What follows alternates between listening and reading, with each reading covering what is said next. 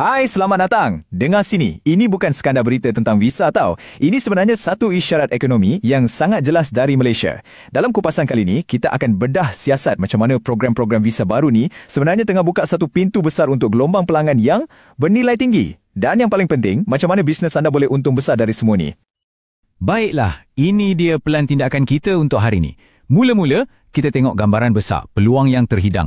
Lepas tu, kita akan kaji alat-alat utama yang ada, iaitu visa-visa spesifik ni. Seterusnya, kita akan kenal pasti siapa sebenarnya profil pelanggan idaman kita intai sikit apa pesaing serantau kita tengah buat, dan kita akhiri dengan soalan yang paling mustahak. Adakah industri anda dah betul-betul bersedia untuk menang? Okey, perkara pertama sekali, kita kena faham dulu apa idea utama di sebalik semua ni. Senang cerita, Malaysia secara sengaja, secara strategik sedang membuka seluas-luasnya pintu negara untuk menarik masuk modal global dan orang-orang kaya. Dan ini bukan untuk pelancongan biasa-biasa ya. Ini satu gerakan yang dirancang teliti untuk suntik modal dan kepakaran ke dalam ekonomi kita. Persoalannya sekarang, adakah pemain industri kita, anda dalam bidang hartanah, guaman, perkhidmatan kewangan, betul-betul bersedia nak sambut mereka ni? Sekarang, jom kita beralih kepada senjata terbaru dan paling pantas dalam strategi Malaysia, PAS Pelabur yang dilancarkan pada 1 April 2025. PAS ni, dia direka khas untuk mudahkan kemasukan jerung-jerung bisnes yang serius. Ia bagi tempoh tinggal yang jauh lebih lama daripada PAS lawatan biasa. Jadi, mereka ada masa yang cukup untuk betul-betul meninjau dan merancang pelaburan. Bagi anda pula, ini bermakna anda ada lebih banyak masa untuk bina hubungan dan close deal, kan? Dan inilah dia kelebihan utamanya. Hanya 5 hari bekerja. Bayangkan, 5 hari je. Kepantasan ni satu mesej yang sangat jelas kepada dunia. Malaysia serius nak kurangkan birokrasi. Untuk bisnes tempatan macam anda, ini bermakna bakal pelanggan anda tu boleh terpacak depan pintu pejabat dalam masa seminggu je. Siap sedia untuk berurus niaga. Nampak tak? Ada 3 kategori pemohon yang jelas. Ini macam cheat sheet untuk industri tempatan.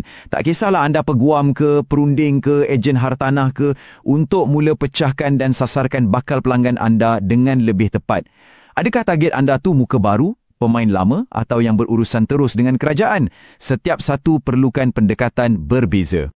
Okey, perkara penting kat sini, walaupun tak ada syarat belanja minimum, fokusnya jelas. Eksekutif peringkat atasan, C-level, yang ada rancangan pelaburan yang betul-betul serius. Mereka inilah pelanggan bernilai tinggi. Mereka bukan cuma cari peluang, tapi mereka juga perlukan perkhidmatan premium, penasihat hartanah mewah, firma guaman corporate, sampailah sekolah antarabangsa untuk anak-anak mereka. Semua ni peluang untuk anda.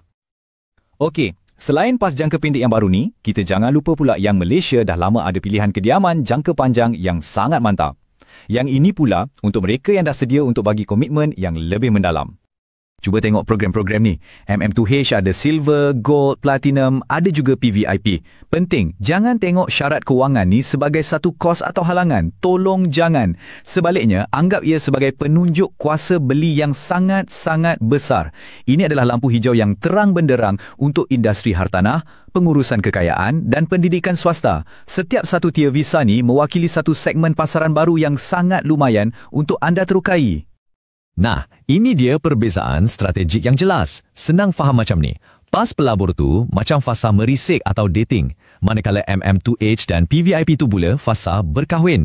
Mereka dah betul-betul nak menetap dan bina kehidupan di sini. Ini secara tak langsung mewujudkan satu kitaran bisnes 2 peringkat untuk anda. Peringkat penerokaan dan peringkat penempatan. Baiklah, kita dah tengok apa yang ditawarkan. Sekarang, jom kita fokus kepada siapa pula. Siapa sebenarnya individu-individu yang kita sasar dengan visa-visa ni?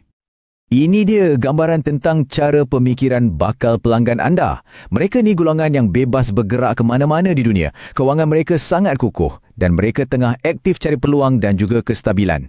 Mereka bukan pelancong biasa ya. Mereka adalah bakal penduduk yang perlukan rumah, pelabur yang perlukan nasihat kewangan dan pelanggan jangka panjang yang mahukan servis berkualiti.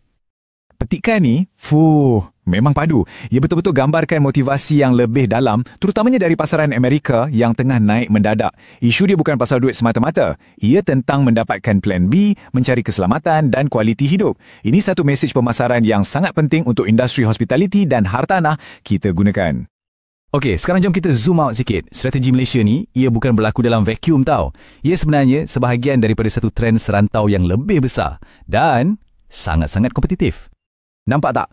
Persaingan sangat sengit. Jiran-jiran kita pun tengah ligat pasang badan nak pikat kumpulan orang kaya yang sama.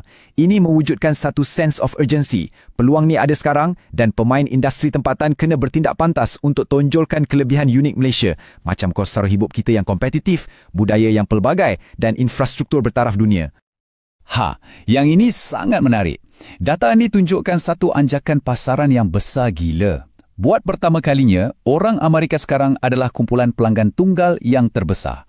Lebih besar daripada gabungan 4 negara yang lain tu. Skala pasaran baru ni sangat besar dan tak boleh dipandang ringan. Persoalannya, adakah pemasaran dan servis anda dah disesuaikan untuk layan pasaran Amerika?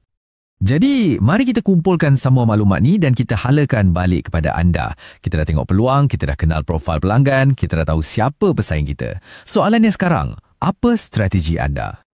Jadi, poin utamanya di sini ialah, ini bukan lagi trend masa depan. Benda ni tengah berlaku sekarang. Mekanisme untuk percepatkan kemasukan mereka semua dah ada. Pintu dah terbuka luas. Kita akhiri dengan soalan yang provokatif ini yang merumuskan keseluruhan kupasan kita dan bagi satu seruan untuk bertindak yang sangat jelas. Peluang ini betul-betul wujud, pelanggan-pelanggan ni memang dalam perjalanan. Soalannya mudah je. Adakah industri anda dah siap sedia untuk sambar peluang ni atau anda nak tengok saja ia berlalu pergi? Fikir-fikirkanlah.